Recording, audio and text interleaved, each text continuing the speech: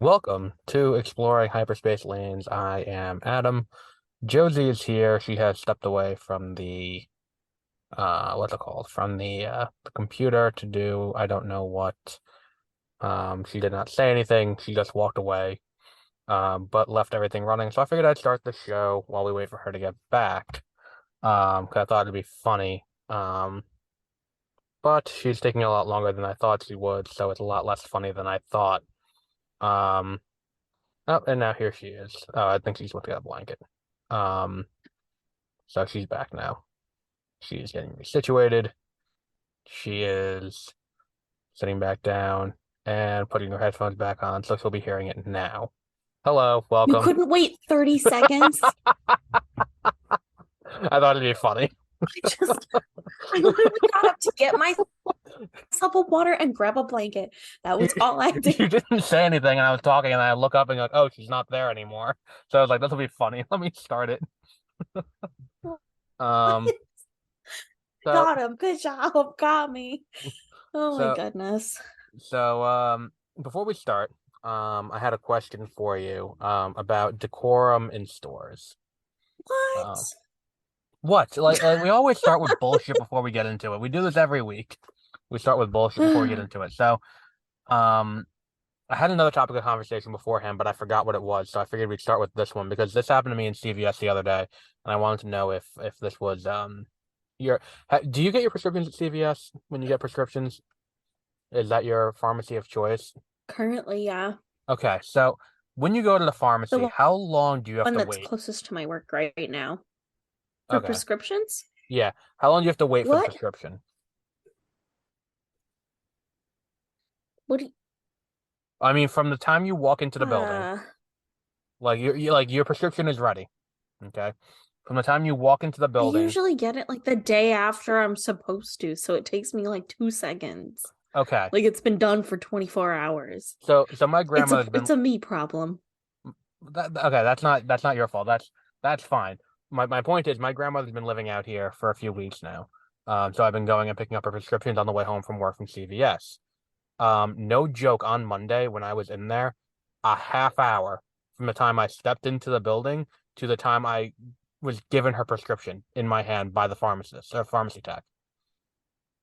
Because there's a line of Okay. like 9 people. Did you have a written No, prescription or the did you? prescription was there, it was ready, it was paid for. Everything was set up. So I just walk in, get to the counter. Hi, I'm here to pick up my prescription for her name. And then they give me the prescription. That should be the entire transaction. You verify the birth date, you do whatever you need to do. That should be the entire transaction. It took a half hour because they have a line of 10 people. I counted 10 people in line, one register open, 5 people milling around back there filling prescriptions. And I'm like, why can't you Okay. send one person to the register to check people out? Well, because what that's not their job, and they're not the same people. Bullshit. I worked at Walgreens for years. That's bullshit. Everyone is trained on the Oh, okay. register. I worked at Even Walgreens up there, for like 6 years. to you used to check people out Oh yeah, 100%. for their meds. Yeah. Well, here's the thing. I was a supervisor, so I was able to go back in the pharmacy. There were cross-trained people on the floor who could also do that. But what I'm saying is, in the pharmacy, the pharmacist could get up and go and check people out to get rid of the line. Like, the pharmacist is well within her power to do that. The pharmacy techs who are filling scripts can also do that. Like, it is a open proposition where anyone can just go over to a register and do it. It's not rocket science. If you're back there This. filling, you can do that. Oh, okay. So I don't know. It doesn't take me very long, but I also don't go to a very busy one. And I go at random times during the day because I have a weird schedule. and the other thing that kind of annoyed me was this guy was there. He did what you said and brought in his prescription to get it filled. So he brought in the paper prescription or whatever. So he's sitting there waiting, and this guy is obviously in withdrawal for some kind of opioid. Because this is the Hmm. most agitated person I've ever seen on the planet waiting for a prescription. because he like 5 minutes and he's like, come on, come on. And then it's like it gets to like the end toward the Mhm. 20-minute mark. He's like, come the fuck on. What's taking so long? And I'm like, dude, like, calm the fuck down. Like, and it's like that, like if it's anything else Did you tell him besides that? no, I didn't because I'm a giant pussy. We've been over this. We've talked about this. Like I don't in horror movies. I don't confront people in public situations. We know this already.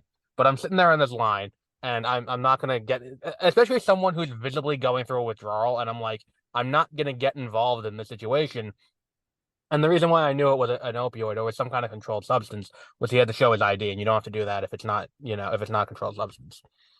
Schedule or what's a Schedule 2, I think it's called, or Schedule 1 or some bullshit like that. But they had to check his ID when he was buying it. And I'm sitting there and I'm like, can we just move this the fuck along? Like, because it's like the thing is too, it's not only for that, but this guy's getting visibly annoyed that he's sitting here, and I'm like, if not for me, who has better uses of their time than standing in this fucking internal line, like I'm standing in some kind of hell.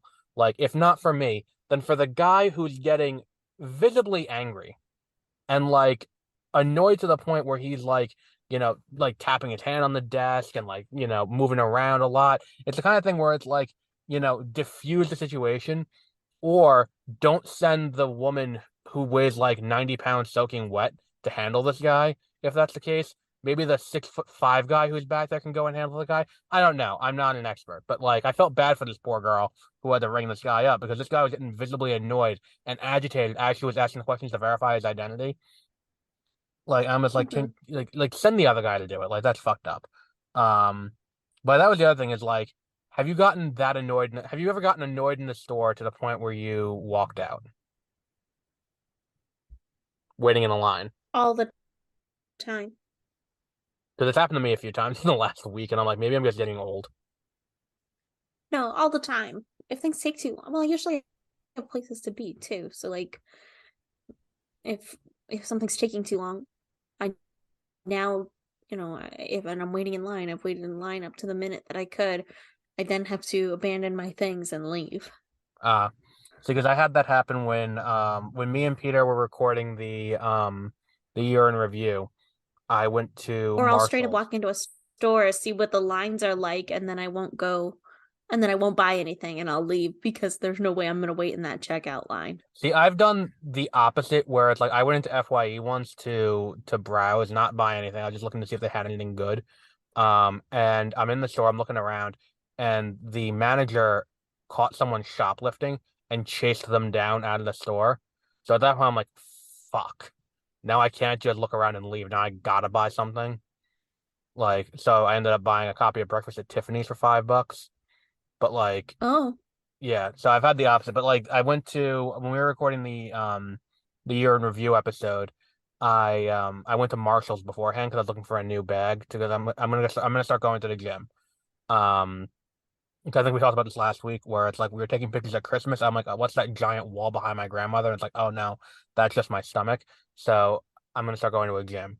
So I went to buy a gym bag and they didn't have one, but they did have a really cool Star Wars light which shows my thought process on the whole situation.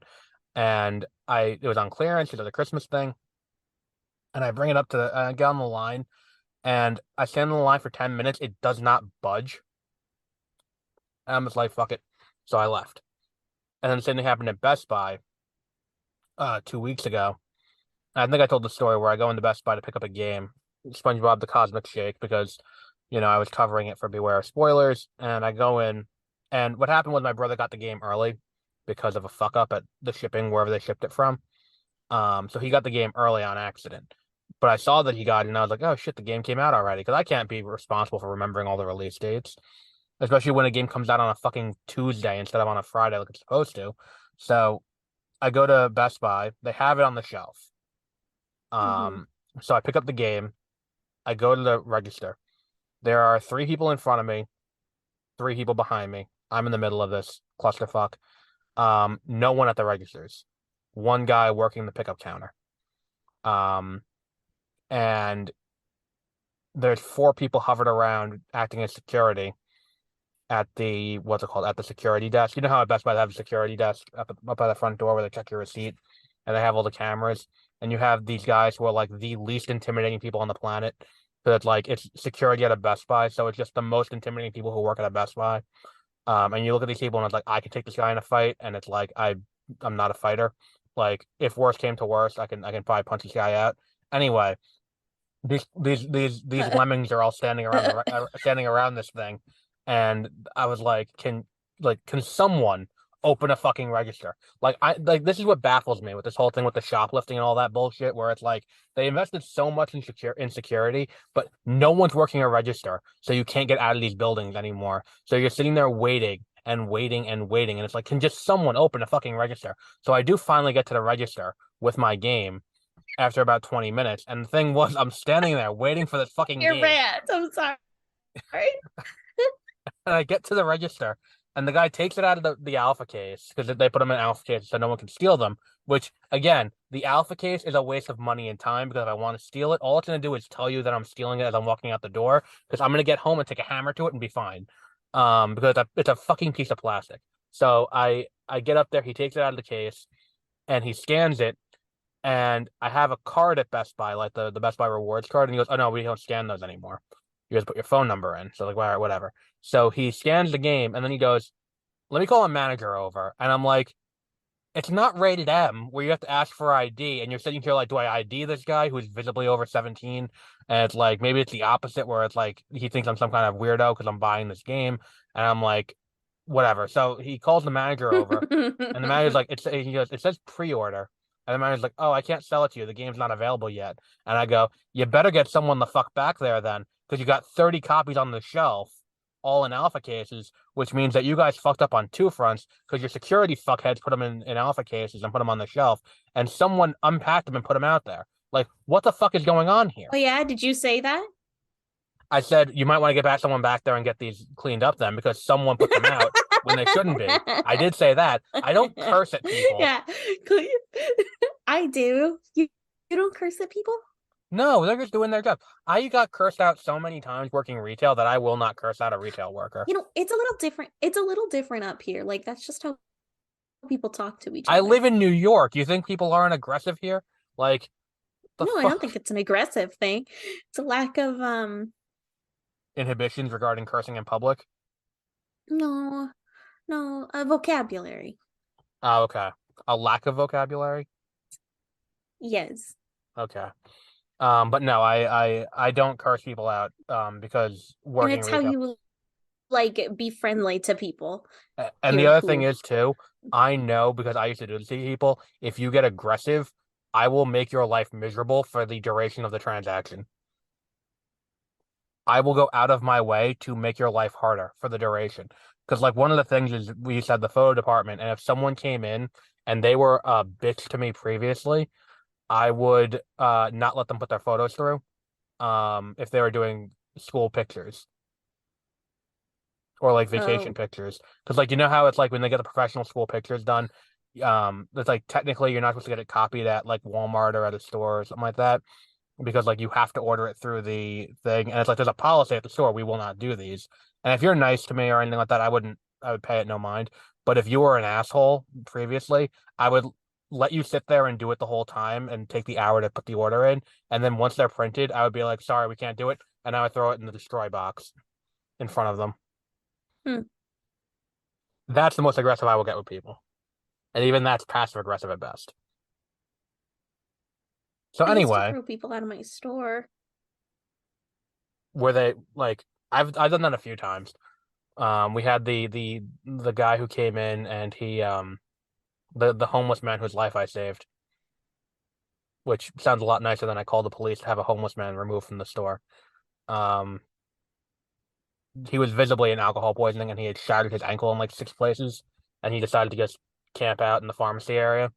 So he said, "Look, I'm not leaving, so you have to call the police to have me removed if you really want to do that." And I'm like, "I really don't because nothing's ever fast. So like, can you just leave?"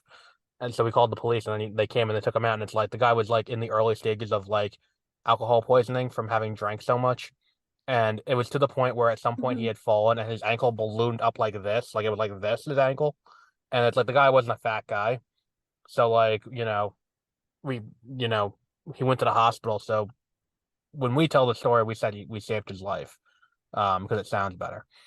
Um, so anyway, on to today's topic at hand. We're going to talk about The Empire Strikes Back, which Josie informed me today that she thought we were talking about A New Hope, which begged the question.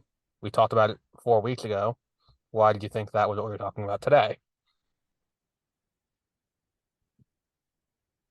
Which You make apparently one was. slip up for like 2 seconds, Oh, oh, and oh, okay, never mind. I thought you you. get shit I on for the rest of your life. It's in fine, in whatever. fairness, in fairness to me, I thought that you meant that you went and rewatched A New Hope again, and I was like, No, why the fuck? Okay, I thought because you didn't correct yourself. I was like, oh, I thought that she went and watched the movie again, and I was like, what the fuck? no, Um, no. so so as with last time, I have notes. I just moved on. You corrected me, and I went, that, and then I moved on. Oh, okay. So I thought you were like, oh shit, I watched the wrong movie. No, so you make 1 second. Don't make me. Whatever. Oh, you're doing your impression of fucking Arlo Guthrie in Alice's Restaurant. Anyway, so episode 5, The Empire Strikes Back, directed by Irving Kershner, who directed Never Say Never Again, the James Bond movie, and RoboCop 2.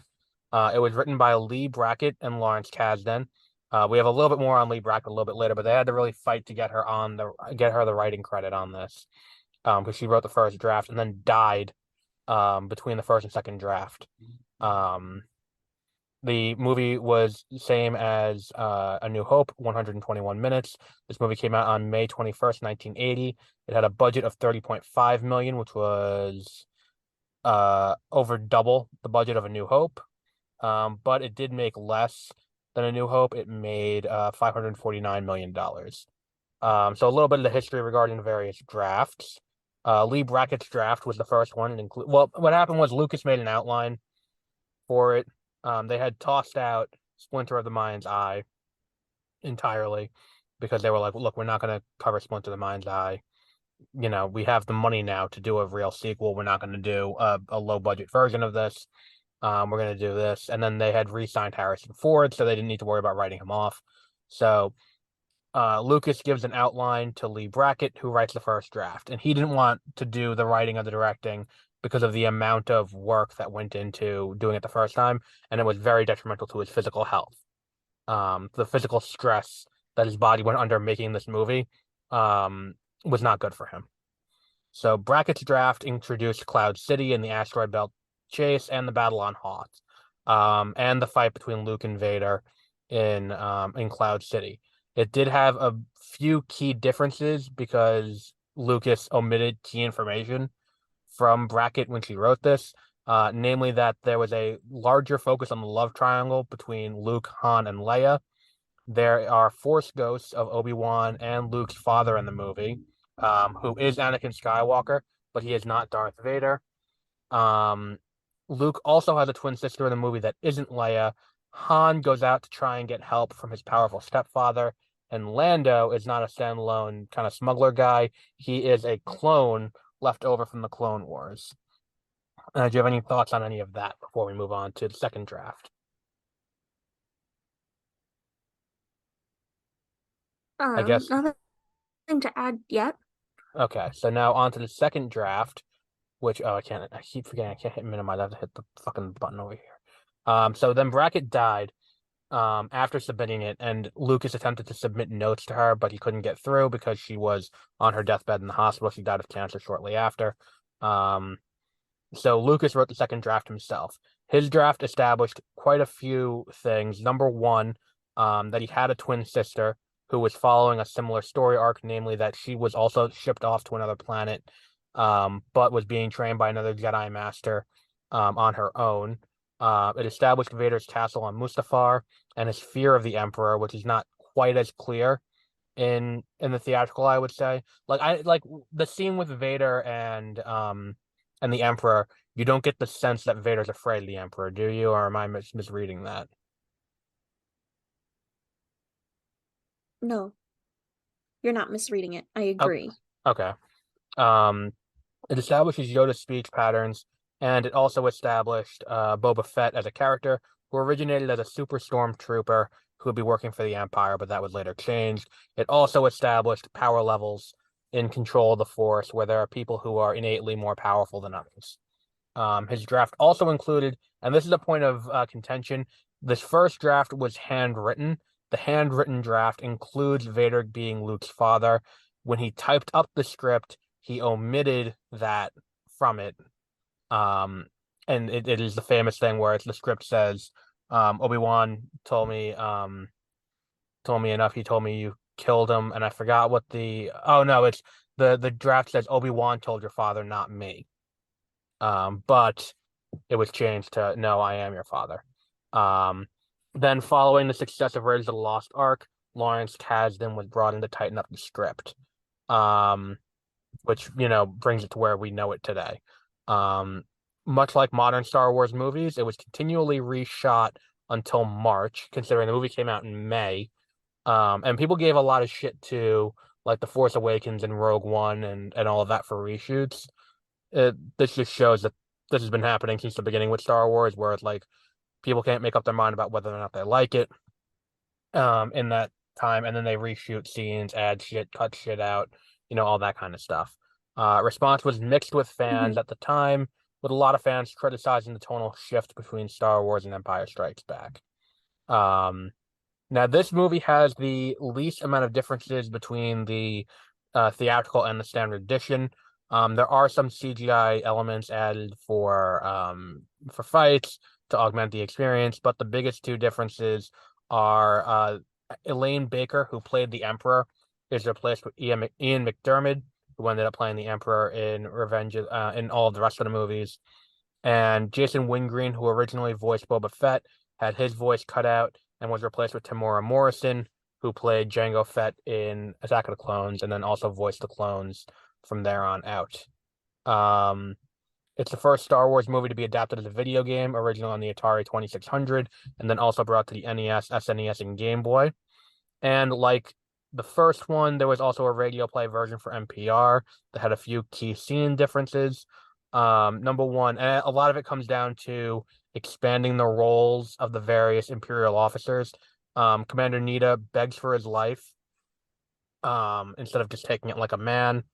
Um, where he watched Oswald die, knew he was gonna die, and then begged Vader for his life. That was cut out, or that was changed for the radio play. That was not in the movie. And then they expand more on Admiral Piet and Admiral Oswald's relationship and creates it more like a rivalry. And this is more, I think, for dramatic effect. Luke audibly announces his plan to jump rather than join Vader instead of just him falling like he does in the movie. That's probably because there's no good way to articulate that in a radio play, so it needed to be changed. So do you have any thoughts on any of that? And no, So was this your now you watched it again, right? You watched it again for this? I didn't get the chance to. Okay. Well, you didn't miss too many differences. The only I'm differences sorry. are the only differences are acting performances from two of the actors. So you have never seen the special editions of these. We went over this when No, we talked about A New Hope. no. Um, when we do Return of the Jedi, I do need you to Hmm. watch Return of the Jedi, the I special will. edition, because there is something When is in that? there. So, that's like a month from now. That is so egregiously Okay. terrible what they add in that it's one of the Hmm. things that's going to change your mind about the prequels a little bit, and I'll explain why when we get to that. Okay. Um, it is. Do you remember the crackhead guy from the Honeycombs commercial? Like the crackhead guy who Sure. won the Honeycombs? You don't remember? It sounds like you No. don't remember that. You really don't remember that? No. It was like this weird little guy. He had like it was like a ball of fuzz with like a face on the front, and he had arms sticking out of the side and just two legs, no body. And he would just yell, Okay. "Me want honeycomb." Yeah, it's like that guy's father is in the movie and sings a very long song. Um, No, I have completely no on idea what you're talking Yeah, complete. about. You'll see what I'm talking about when you see it. But you didn't miss too much different in this. Now, I will say I'm of two minds when it comes to this movie.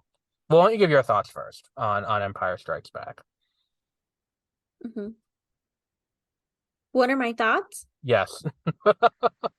Um, I like it. Um, I think we have some really great moments in it. There's two scenes or line exchanges that are just absolutely epic, and um they're ones that like just about everybody can quote. I mean, there's "I am your father" when Vader says it, and then there's when Han gets frozen in carbonite and he goes and Leia goes, "I love you." And he says, "I know." And then he gets frozen. Um, there's those He doesn't two. say it quite so Top. enthusiastically though. No, It's a he lot more says, deadpan. "I know." And Yeah, then it's he very deadpan. that's what I'm saying. I'm not saying it enthusiastic. Oh You my did say it goodness. enthusiastically the first time. Um, sure. Um, Okay. And then he gets frozen in carbonite, and it's they're pretty epic. They're in the, like it. I don't know, just everybody knows them yeah, because they were just so good. I think this is the I best think of the they're Star up Wars there movies. with like people trying to snap people. Like everybody knows about the snap, and everybody knows about "I am your father." Like it's right there I would go so with that far as to and the say this is not iconicness of it. I would say this is not just the best Star Wars movie.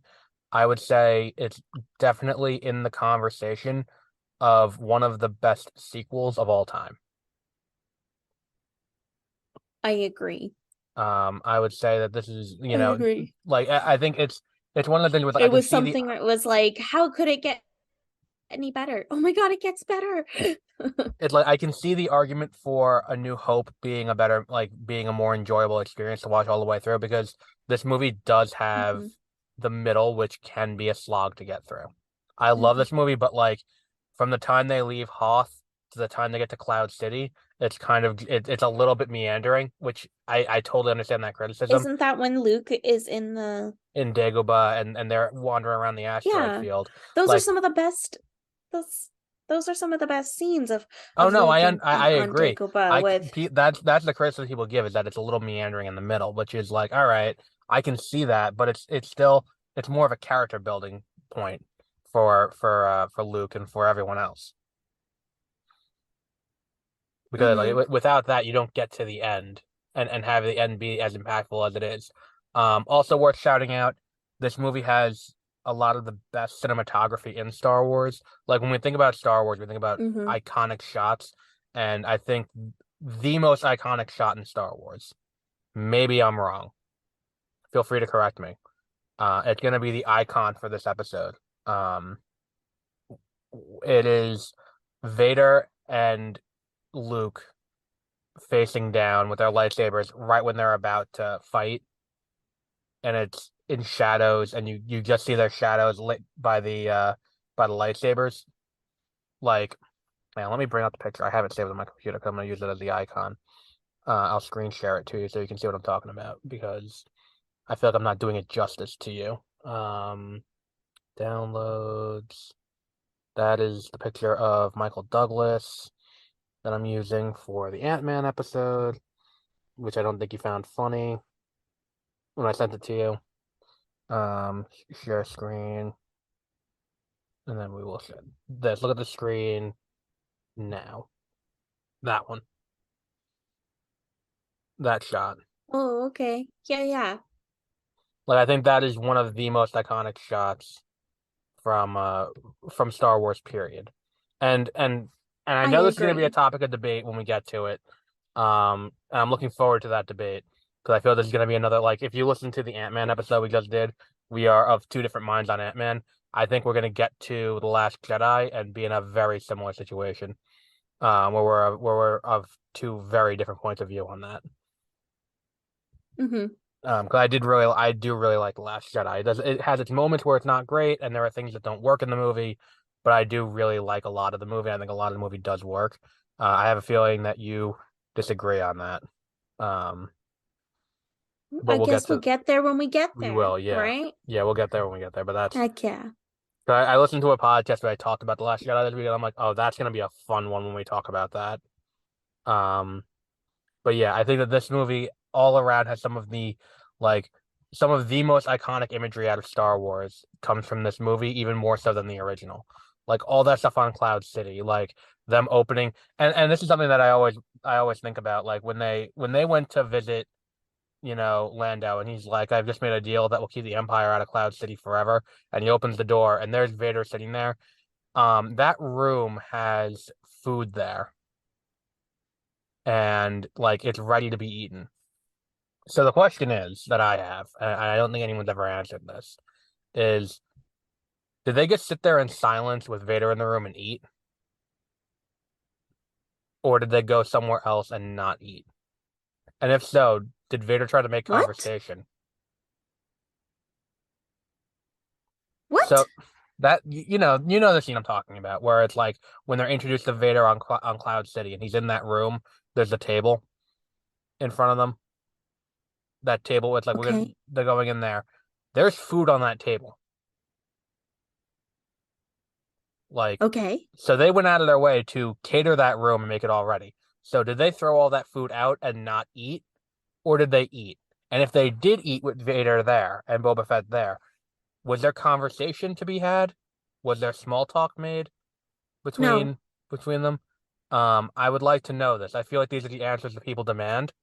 Um, and I feel like this is, if there is a problem with this movie, that's it. Is that we don't know what happened in that room. What? I'm it's a joke. This is only a problem for you. It's a Nobody bit. else cares. It's a bit. No, it's is.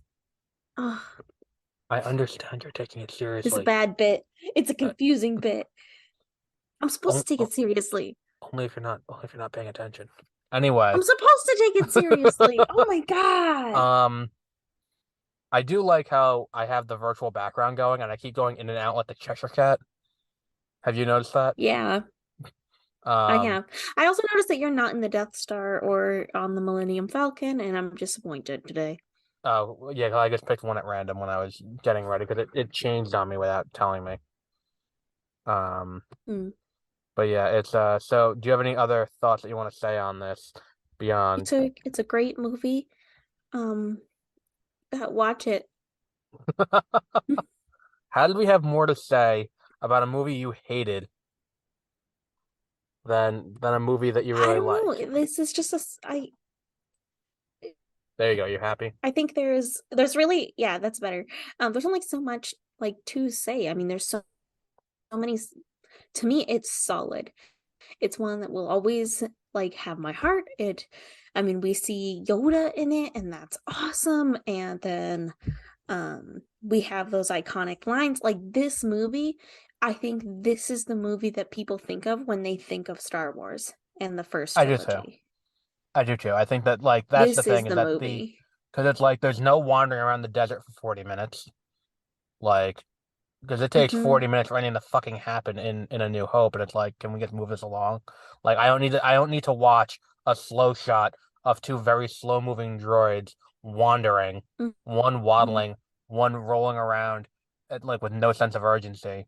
Um it doesn't have like I think that this movie works well without, the comedic aspect. It does have some funny moments.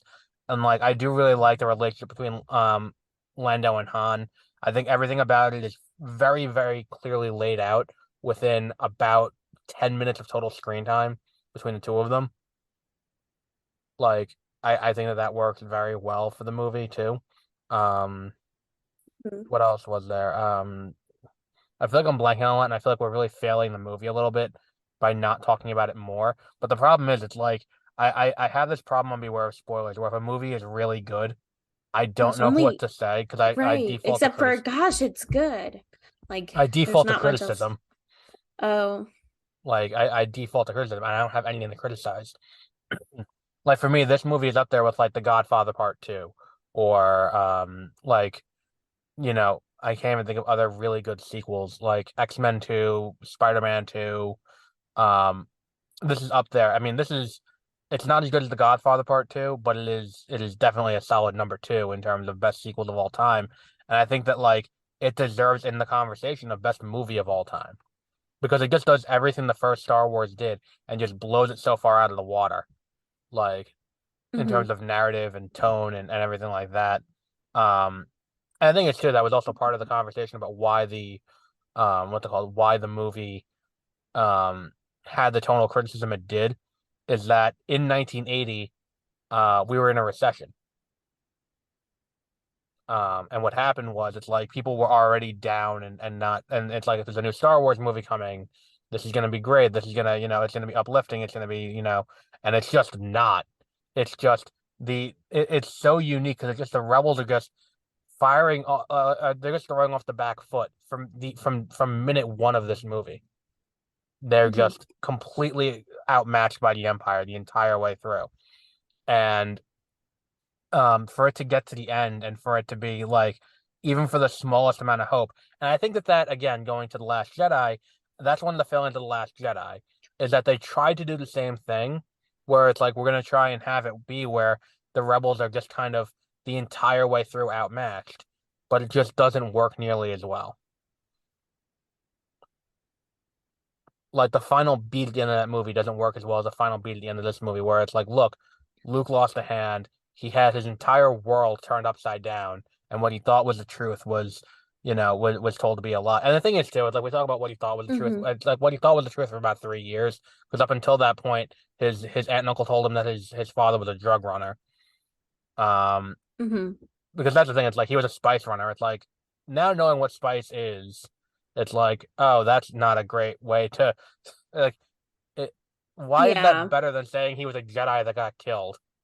Like, I don't understand that thought process. Like, and the point of it is, and again, it is a rewrite on the fly after the fact, where it's like Spice in that movie in 1977 is meant to be a reference to Dune, where To it's what? like to Dune, Oh, okay.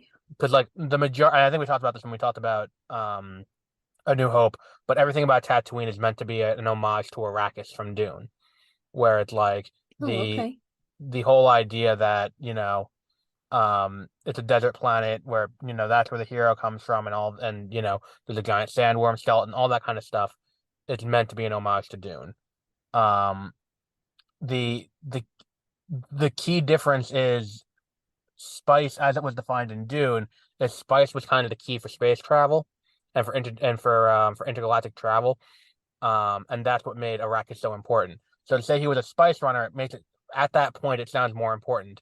They later retconned what spice was to be a drug, um, after the fact. So it's like so that they just said Anakin was a drug runner. All right, I guess like that's a choice. But again, I don't think that's Lucas. I think that's more, them making a decision on the fly and not really thinking it through, after the fact without thinking about the implications. Um, but yeah, I think that like the everything going on with the what's it called? With this movie just works so well. I mean, I think the asteroid belt bits go on a little too long. That's my only complaint. And I think the urgent need to escape the worm creature living in the asteroid, I think that could also be omitted, and I think that would be a benefit to the movie. Nope. I like it. I think it's just about perfect. I like Hmm. it all. Don't Oh no, I'm not ruin my saying movie. I'm like my problem. I'm just looking for something to criticize. I don't have anything to talk about. I'm not criticizing You shit. don't need to. I We know. can have something where we It's just a agree. problem I'm It's dealing with. great. It's a problem I'm dealing Yeah. with. It's a So me problem. with that said, and we like it. We both like it. Yes. Um, who I think this is is number your one with a bullet. favorite? Who is your favorite Star Wars character, period? Hmm. But with a question mark. Um, I have a feeling this is an unpopular choice, but I'm gonna make the choice anyway Oh my because god, you're gonna say Jar Jar. no, um, Starkiller from The Force Unleashed.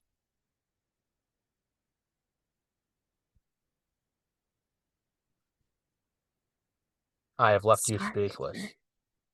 He's the main character from The Force Unleashed. I don't know who that is. He is The a Force Unleashed. kid. He is the son of a Jedi who was hiding out on Kashyyyk, Vader takes him in and raises him to be his apprentice Oh. and to be a Jedi hunter. He later switches sides and helps found the rebellion Hmm. and goes on to have many adventures in his own right, Okay. including they try to clone him on Camino and all of that. And he's got really sick ass alternate timelines where all the DLC they do in The Force Unleashed is him Oh, I know going. Star Killer. Yeah, Yeah, that is a cool character. yeah. I the books that he's in. The Force Unleashed one Oh, and two. yes, they're great. Yeah, that's Yes, what the that game's is a based on. very cool. Oh gosh. Okay, so we're not where you're like all over the place with it. Ooh, What were you looking for, like from the so movies? If it's movies, it's Mace Windu. oh, okay. Okay. So if there's one thing I love Um, about that, it's that everyone's doing British accents in those movies, except for Sam Jackson, who I guess can't do one. So he's just talking in a really weird cadence. mhm. Like, go back and watch that movie and be like, oh shit, he's trying to do a British accent but can't. So he's just talking in a similar cadence, and it's just really funny. Hmm. And I have a funny story with that too, if you want to hear it from my childhood about a fight on a school bus that happened over, not with me, a fight I witnessed on a school bus between two people over Mace Windu. A certain six-letter F word was thrown around a Okay. lot too as part of this. So, um, Okay. this kid was obsessed with Boba and Jango Fett, like obsessed to an unhealthy degree with these two characters. So he saw that Jango Fett was going to be an Attack of the Clones, and he would not shut the fuck up about this for weeks leading up to it. Keeping in mind, we were in second grade when this movie came out. That is how formative a memory this kid's not shutting the fuck up was for me, that I remember it 25 years later, Okay. 20 years later. So so this kid will not shut the fuck up about Jango Fett. He sees the movie, as we all did. Jango Fett gets killed by Mace Windu.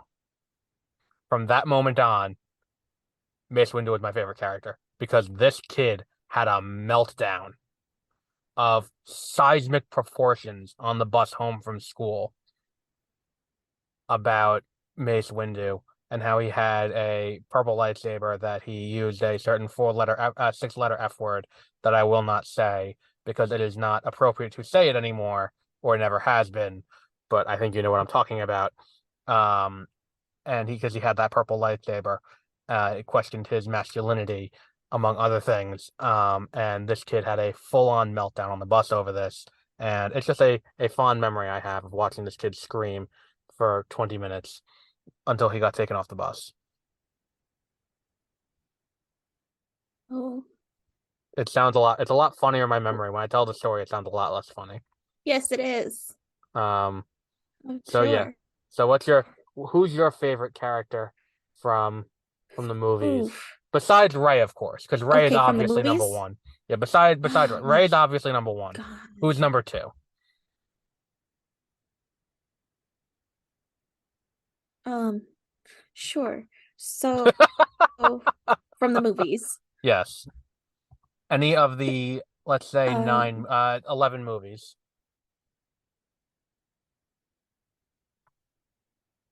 oh, this is gonna be lame, but just Han.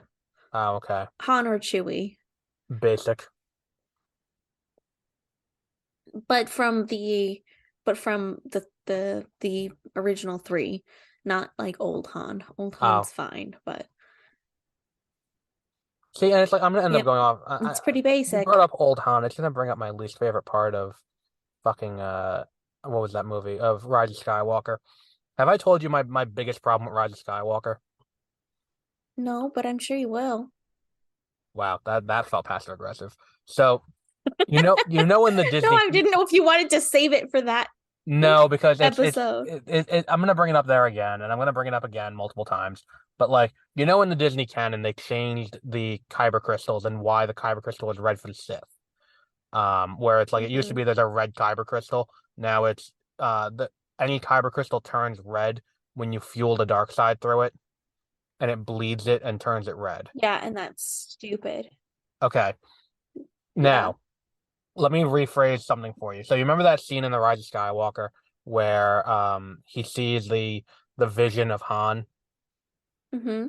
and and that's his turning back to the light moment as he talks to Han and Han kind of forgives him and it's the I love Uh-huh. you, I know, and all of that. Now he takes the crossguard lightsaber and throws it into the ocean. And up until this point, we were told that his blade is all fucked up and kind of like distorted because he's conflicted and he's not 100% committed to the dark side, which is a It's cool supposed aesthetic and a cool to be idea. red because it's synthetic. All right, well, whatever. But like, That's usually what makes them red is because they're synthetic. okay, this is getting off on a tangent, but Leia had a red lightsaber in the expanded universe. Was hers also synthetic or was hers natural? What? Leia in an expanded universe book had a red lightsaber. I think she had somebody else's, Okay, that would make sense then. Either right? way, so in the new canon, it's they bleed the lightsaber, Is turns that red, whatever. accurate? Because I don't know which I ones you're don't talking about. I don't remember the name of the book, but there was a book that had Luke training Leia to be a Jedi. I don't remember the name of the book. We'll get to it when we get through the books, but there's one, and she had a. I remember they Okay. described it as a red lightsaber, and I was like, oh, that's cool, good guy with a red lightsaber. And it's not like she turned evil in the book; she just had the red lightsaber. But I don't know if she had someone else's crystal or if she Yeah. made her own or whatever. But so he had that lightsaber and it's red and it's all fucked up because it's meant to represent how fucked up he is inside. Now, imagine this. Instead of him taking it and throwing it into the ocean like a bitch, which he does, um, he ignites the lightsaber and it turns blue.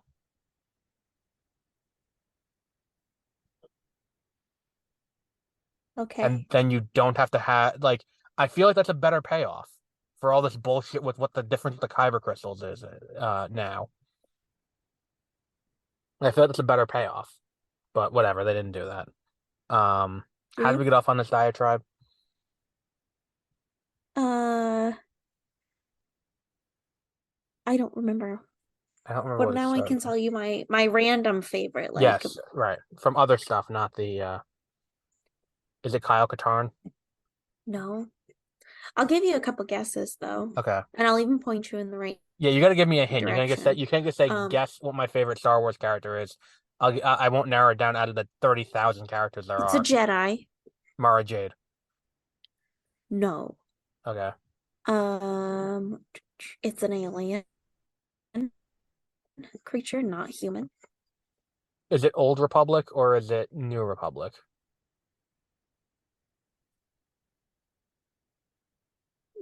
Uh, New Republic. Well, like what era is it? Is it close to the prequels, way before the prequels, after the prequels? Way after the prequels. So like New Jedi Order era. Yeah, like and it's from the. Oh no, now I'm about to like change my mind. Um, but no, so See, Mara Jade was my close second. it's from when, yeah, it's from that same kind of timeline though as Mara Jade. I don't know. You're gonna have to tell me 'cause I haven't read those books in a long time. She was probably my close second as well. Okay. Okay. She was one of the people that trained Leia You're gonna have to tell me. I don't remember too as much a of Jedi New. Master. Oh, you don't know? Okay. I don't remember too much of It's New Jedi Saba Order. Sabatine. Oh, okay. Yep, Saba Sabatine. She's Uh, she's pretty cool. She's just an absolute freaking badass and just wrecks shit. It's great. And she's got some good one-liners where she's like, all right, just pick yourself up. She's it feels like she's always telling Leia, like, pick yourself up, princess. Quit being a little bitch about it and just do what you gotta do. it's like I haven't read those Even books though in Leia so is a long. tough girl, but Yeah. like yeah, Saba Sabatine makes her seem like a little pussy for sure. Yeah, I haven't read those books in a long time, but like, remember when I asked you in the first episode if you could do any Star Wars movie? Like, they come to you and it's like, Josie, we need you. You're our only hope. what Star Wars movie should we do next? And you said the Cad Bane, or Bane. not the Cad, yeah, the Darth Bane movie. Yeah. Um, I realized I never gave my answer. Oh, okay. Mara Jade. Just Mara Jade the movie? Like what I part of her think life? I think you could do her, like, because the thing is, at this point it's so blown out of proportion. Like, everything is so blown out of where it was in the old canon. You'd have to basically rework it because everything's so different between Disney canon and the old canon. I would do Mara Jade as a Sith Inquisitor who breaks ranks and goes out on her own and finds a Jedi Master in hiding who's closer to the dark side than the light and trains with him for a little bit and then interacts with Luke. I Mara would do it Jade as a is mini pretty series. cool. I would do that as a mini series. Um, Yeah. yeah, that I would, I think that would work. So we have time left because I have a timer on my thing. I'm keeping track of time. Did you catch up on the Bad Batch What's yet? our next episode? The next I episode, did. I have not watched the whole thing. um, I think the next episode is the Bad Batch, to be honest. Season 1 of the Bad Batch. Let me look. Yeah, Okay. season 1 of the Bad Batch is the next episode. The most recent 2 episodes are some of the strongest they've done of the entire run of the show. Because they put up 2 episodes last week. Um, and it is all right. So, did you watch season 1 or no at all? Did you finish season 1? I don't remember. Of what? The Bad Batch. Yeah. Okay. So you remember how they blew up Camino at the end? Sure, yeah. Okay. So this most recent episode is entirely about the bureaucratic process of the cover up of what happened on Camino and the Empire trying to get the Senate to approve of a conscripted army instead of a clone army. It sounds boring when I put it that way, but it is so good. It is so well done. It's such an interesting episode, and it's like, it's this one senator who cares about what happened to the clones, and it's like Bail Organa's there, and he's like, yeah, so let me make sure we understand this correctly. Like, Camino, where Tapoca City has existed for thousands of years and is built to be completely submerged underwater for decades, somehow gets hit with a storm so bad that it completely levels the entire city, and we're supposed to believe that. Okay, sure. And it's like it's Mm-hmm. about like them trying to figure out, trying to prove the Empire did something. It's a great episode all around.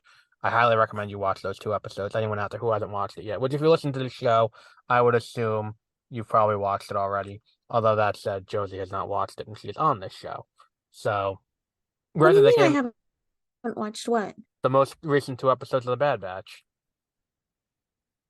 Oh, well, sorry. I feel like So at passive times, aggressive. it's like I talk and you guys hear like wah wah wah wah wah wah wah wah wah wah Josie, and then you're like, what? I wouldn't say that to your face. So like I'm talking and you're like, and it's like, and she hasn't, and Josie hasn't watched it yet. Watched what? And it's like, oh, fuck, like, I don't know. Sometimes I lose what you're saying. So I'm just like, what's he saying we'll again? get back to it at some point, and then we'll figure it out. Hmm. Yeah. Um, Yeah. But if I missed it, other people could have too. So, yeah, it's good to repeat it when I've already droned out. So. yeah. Um, are you excited for Jedi Survivor, Jedi Survivor. the new Fallen Order What's that? game? You know how it was Fallen Order a Uh, few years back with the kid who played I Joker in didn't even know Gotham? there was a new game coming. Oh yeah, it's a big one. Didn't know. Oh, okay. I requested codes from EA Sure. to review it, Uh-huh. so we have not heard back yet. I'm not anticipating getting them. So on that note, I Okay. think I think we'll close up there Thanks for for telling today. me what's not happening. Wow. Okay. Okay. We'll wrap up there So for today. what's a stormtrooper's what's a stormtrooper's favorite store? Um, I don't know what. The store next to Target. Ah, that's a good one. 'Cause I'm thinking like, is this something with white Thanks. in the title? So over the next few No. weeks, Ba-dum-tshi. here is our upcoming calendar. Let me bring that up real quick. So this week was Empire Strikes Back. Next week we have season 1 of The Bad Batch. The week after that, the week of March 1st, we have Dooku Jedi Lost. So I know you do really like that book. I do like that book. I'm really excited for that. I think I'll be more excited for all the Then you will for book the movies. episodes than And I the will next for the video movies game, or the TV shows. Yeah. the next video game is one that may be near to your heart. I'm curious to hear if you have any experience with this. Lego Star Wars: The Complete Saga, the original, not the one that they put out last year. The original And Lego Star Wars game. we're getting a game. Is that what I heard? You're breaking up. I It's said hard to tell what you've said. I said the next game we're going to do is the original Lego Star Wars video game. Oh, okay. Did you ever Yeah, play yeah, that yeah. one? I've played some of that. Yeah, yeah. It's it's one of the You, things why that you asked me really that after I answered? Oh, see, you did it too. You're not paying attention. it's one of those things that really helped form my love of Star Wars. Um, Did it? and then we're back with March 15th. We have Return of the Jedi, which my mom always Have refers you to ever as done Return of the any Jed. actual Lego? Oh yeah, 100%. Yeah, Oh, I have what's it called? I bought the Star Wars sets. I'm not gonna do any of the Star Wars sets. I got my mom the Paris Skyline set.